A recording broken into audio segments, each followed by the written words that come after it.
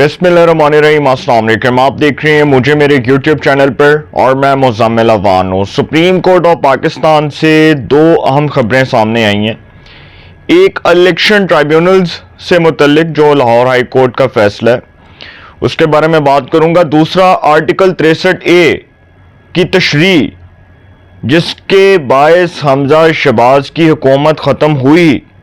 हमजा शहबाज जब वज़ीर आला पंजाब बने थे तो आर्टिकल 63A का केस सुप्रीम कोर्ट में बंदयाल जैसे जजेस ने पीटीआई की मोहब्बत में सुना और फैसला दिया पीटीआई की मोहब्बत में। लेकिन उसमें एक ऑनरेबल जज हैं जस्टिस मुनीब अख्तर, जिन्होंने एक फैसला जारी किया था। वो ये था कि मुनहरिफ रुकन का वोट काउंट नहीं होगा। मुनहरिफ रुकन का वोट काउंट नहीं होगा। इससे पहले मुनहरिफ रुकन का वोट काउंट होता रहा।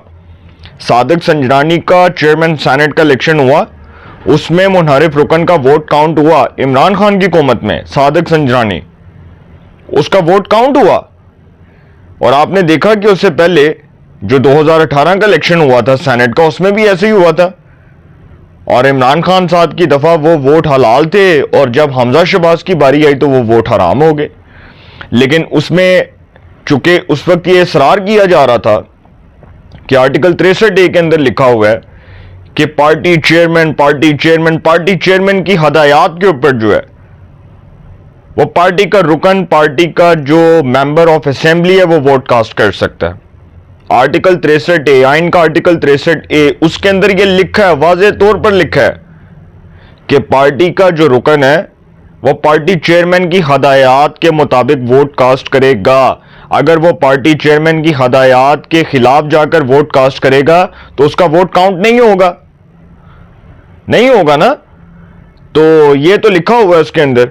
लेकिन यहां पर चूंकि हमने थोड़ा सा उसको चेंज कर दिया और फिर हमारा ये इसरार था कि जी आर्टिकल 63A के अंदर तो लिखा है कि पार्लिमानी पार्टी, पार्लिमानी लीडर और जो उसका फैसला होगा वही इंप्लीमेंट होगा, वही उस पर अमल दरामद होगा। अब चूंकि ये जो केस है आर्टिकल 63A से मुतल्लिक, इसकी सुप्रीम कोर्ट में चूंकि आज हेयरिंग होनी थी, आज इसकी समाअत होनी थी, 5 रुकनी बेंच ने करनी थी। तो जस्टिस मुनीब अख्तर उन्होंने बेंच में शिरकत से माजरत की और कहा कि मेरी बेंच में शिरकत से जो माजरत है उसको गलत रंग ना दिया जाए।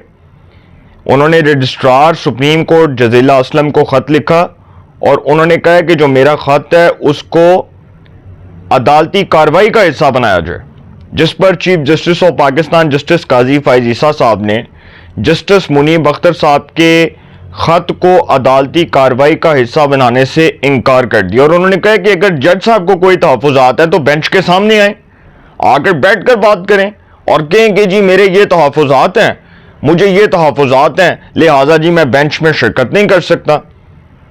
अब आज तो उसकी केस की समाअत इसलिए भी थी ना कि अब एक एक दिन इंपॉर्टेंट है।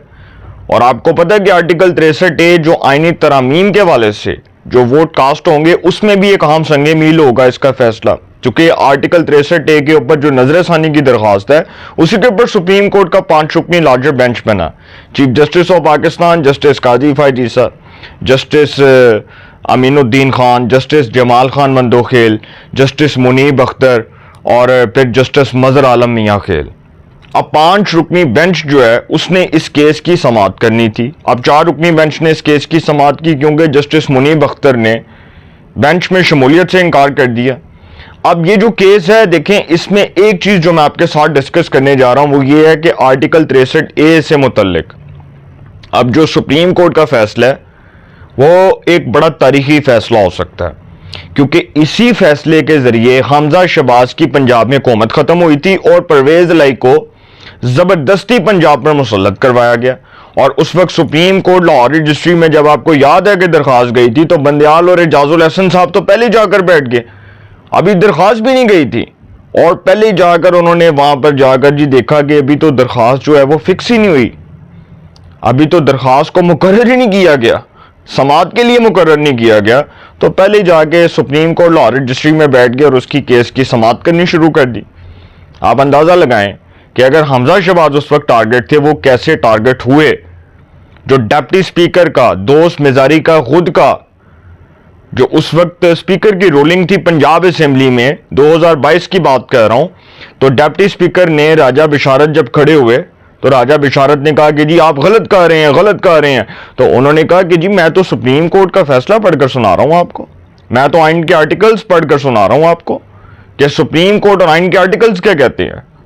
تو انہوں نے کہا کہ جی اسپیکر تو وہی بات کرے گا نا جو آئین میں لکھا ہے، جو کانسٹیٹیوشن میں لکھا ہے. تو جو چیز آئین میں درج ہے اس کو تبدیل تو نہیں کیا جا سکتا. اب چودھری شجاعت چونکہ پارٹی کے چیئرمین تھے، پارٹی کے سربراہ تھے، لیکن عدالت میں یہ بھی اصرار ہوتا رہا کہ جی جو ساجد بھٹی ہے، محمد خان بھٹی کا بھتیجا، وہ جی کاف لیگ کا پارلیمانی لیڈر ہے. کسی کو یہ بھی نہیں پتا تھا کہ ساجد بھٹی کون ہے. کسی کو پتا تھا؟ کسی نے پوچھا کہ ساجد بھٹی کون ہے، کاف لیگ کا کیا لگتا ہے؟ کسی کو نہیں پتا تھا. اچھا جی ساجد بھٹی نا کاف لیگ کا پارلیمانی لیڈر ہے. بھئی آپ نے بنایا، ہم نے تو نہیں بنایا. پہلے اس سے پہلے تو کاف لیگ والوں کو بھی نہیں پتا تھا کہ ہمارا پارلیمانی لیڈر کون ہے اسمبلی کے اندر. یہ بھی نہیں پتا تھا کاف لیگ کو. لیکن چونکہ پرویز الہی صاحب کو اس وقت جتوانا تھا اور ان کو صوبہ پنجاب کے اوپر مسلط کرنا تھا، اور وہ فیصلہ زبردستی مسلط کروایا گیا. اور پھر بندیال صاحب نے کہا کہ جی اسپیکر کی رولنگ کو کالعدم قرار دے رہے ہیں اور پرویز الہی کو بطور وزیر اعلیٰ پنجاب بنانے کا فیصلہ جاری کر رہے ہیں، اور پرویز الہی جی وزیر اعلیٰ پنجاب ہوں گے. اگر اتنا شوق تھا پرویز الہی کو وزیر اعلیٰ پنجاب بنانے کا تو پہلے ووٹنگ تو کروا لیتے، پہلے دیکھ تو لیتے کہ پرویز الہی کے اوپر ان کی جماعت کے اندر سے نہیں، تحریک انصاف کے اندر سے لوگ ان پر عدم اعتماد کر رہے تھے، نو کانفیڈنس کر رہے تھے. میاں اسلم اقبال جیسے لوگ تھے. اس کے بعد بہت سے ایسے لوگ ہیں جن کے میں نام لوں گا تو پھر آپ حیران ہو جائیں گے. اور خود میاں اسلم اقبال صاحب اور فواد چودھری جیسے لوگوں نے خود عمران خان کے کان میں جا کر کہا تھا کہ پرویز الہی نو وزیر اعلیٰ نہ بنانا، اے بڑا معاملہ خراب ہو جانا ہے، اے تانوں بھگتنا پینا ہے خان صاحب. تو خان صاحب کو بڑا شوق چڑھا ہوا تھا کیونکہ اس وقت نئی نئی برات آئی تھی پرویز الہی کی اور عمران خان کی. تو اس وقت نیا نیا رشتہ تھا اور نئی نئی محبتیں عروج پہ جا رہی تھیں. تو اس لیے جی وہ کہا گیا کہ جی پرویز الہی کو وزیر اعلیٰ پنجاب بنا دو، پرویز الہی کو. تو یہ آرٹیکل 63A جو ہے اس کا فیصلہ کیا ہوگا یہ 3 سے 4 دن میں اس کا پتہ چل جائے گا. سپریم کورٹ جو ہے اس پر ایک بڑا تاریخی فیصلہ بھی دے سکتی ہے کیونکہ یہ کیس بڑا امپورٹنٹ ہے. اور اگر وہ جسٹس منیب اختر کا ماضی کا فیصلہ اس کو کالعدم قرار دے دیا گیا تو پھر سر آئینی ترامیم میں پارلیمنٹ کے ہاتھ کھل جائیں گے، اور پارلیمنٹ آئین میں جو ترمیم کرے گی اس میں ہوگا کیا کہ جو منحرف رکن ہے اس کا ووٹ تو کاؤنٹ ہو جائے گا، اس کا ووٹ تو کاؤنٹ ہو جائے گا، لیکن ہوگا کیا کہ وہ ڈی سیٹ تو ضرور ہوگا، ڈی سیٹ ہو سکتا ہے.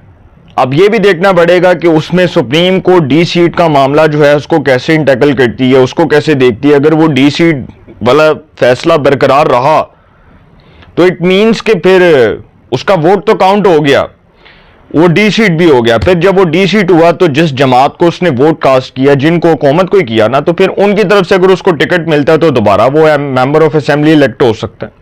تو اس میں کوئی اتنی بڑی بات نہیں ہے.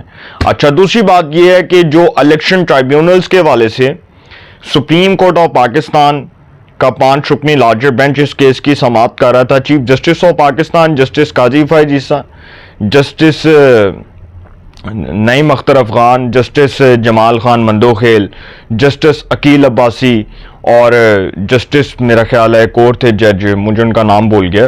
تو 5 رکنی لارجر بینچ جو ہے وہ اس کیس کی سماعت کر رہا تھا. جسٹس نعیم اختر افغان اور جسٹس جمال خان مندوخیل، جسٹس نعیم اختر افغان جو ہیں وہ بھی اس بینچ کا حصہ تھے. جسٹس عقیل عباسی اور جسٹس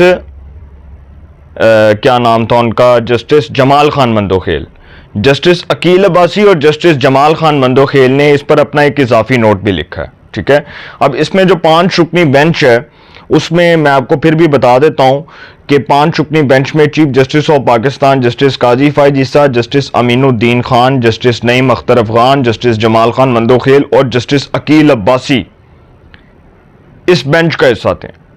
اب انہوں نے لاہور ہائی کورٹ کا جو 12 جون کا سنگل بینچ کا فیصلہ ہے الیکشن ٹرائیبیونلز سے متعلق اس کو کالعدم قرار دے دیا.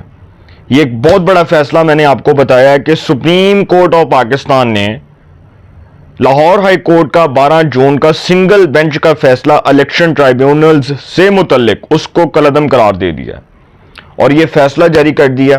عدالت نے کہا ہے کہ لاہور ہائی کورٹ کا سنگل بینچ کا فیصلہ بطور عدالتی نظیر کہتے ہیں مثال کو، بطور عدالتی نظیر بھی پیش نہیں کیا جا سکتا۔